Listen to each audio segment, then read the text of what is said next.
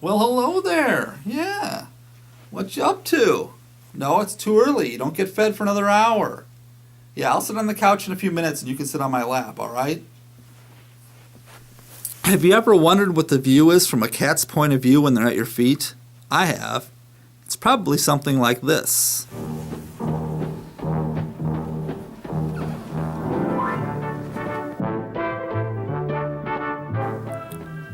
Well, hello there. Old Man Kelley here. Jeff to my friends. So I thought I'd start something new, a weekly thing on this YouTube extravaganza. Films Jeff loves. Now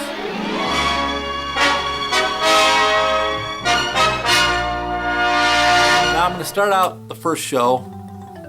I'm going to start out the first one by talking about the Maltese Falcon. Yeah, it's not a sexy pick because it's such a common movie. It's such a well-liked movie. But I love it. I watch it every time it's on. In fact, it was in the theaters a couple months ago, and I dragged my wife to see it, and I loved it even more in the theaters. What's not to like about this movie? It's perfect in every way. 4 stars. John Huston, I think it was some of the best directing he's ever done. And to show you how good the directing was, it was also made in 1931, 10 years before, with Ricardo Cortez starring as Sam Spade. And it's almost verbatim the same story, same dialogue, everything. But you can just see, watching both those movies, how important a good director is and how masterful John Huston did while directing this. And you have, Humphrey Bogart, Mary Astor, and Peter Lorre, and Elijah Cook, who was the last surviving member. For those of you who don't know who Elijah Cook is, you would, because he was in a ton of stuff for a long, long time.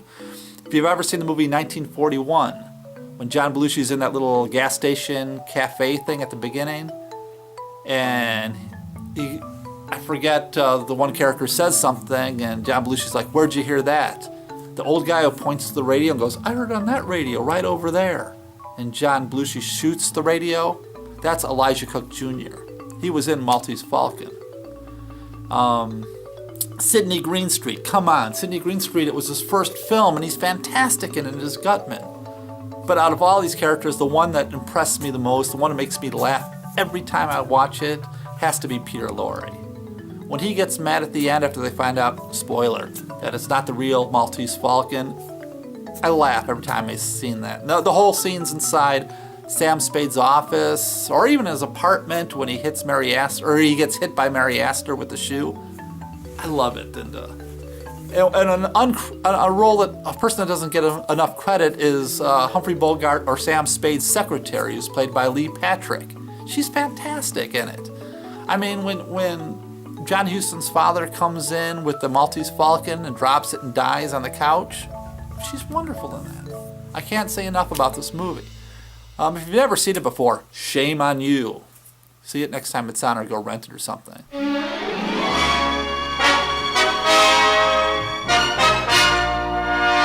I'm a believer in science. I listen to a ton of science podcasts.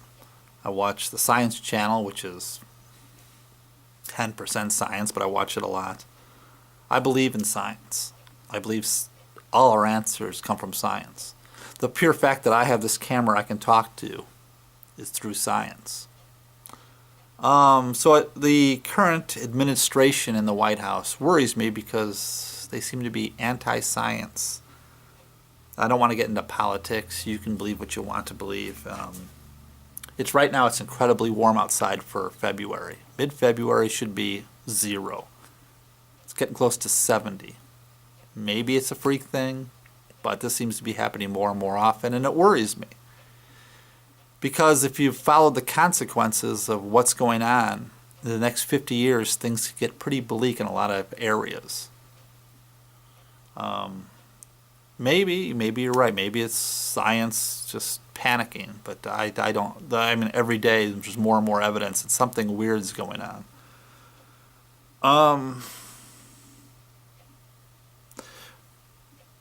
But here's the thing. I never discuss this on Facebook. I don't discuss politics at all on Facebook. And to everybody who does, everybody who posts those silly memes on Facebook, I want to say something here.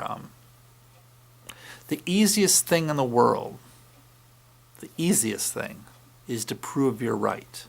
I don't care if you're a conspiracy theorist, you love this political party or that political party, or you think this is a lie and it doesn't matter. If you want to prove yourself right, you can find a website or somewhere to prove yourself right. That's the easiest thing in the world. And that's what everybody does on Facebook. They're always trying to prove themselves right.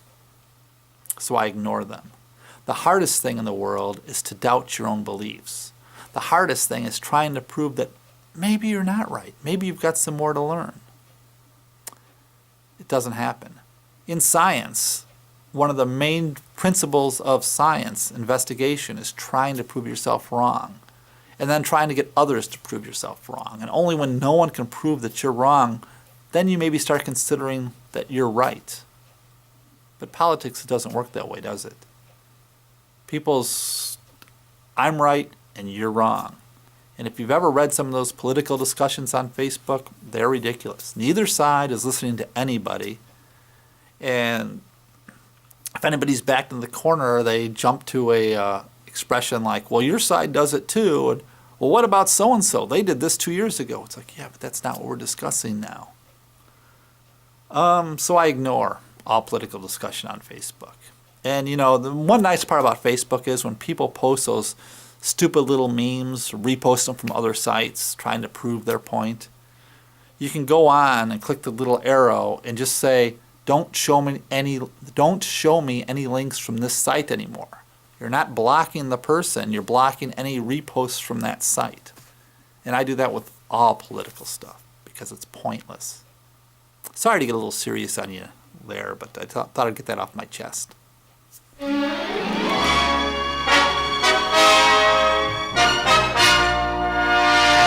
Well, thanks for joining me today.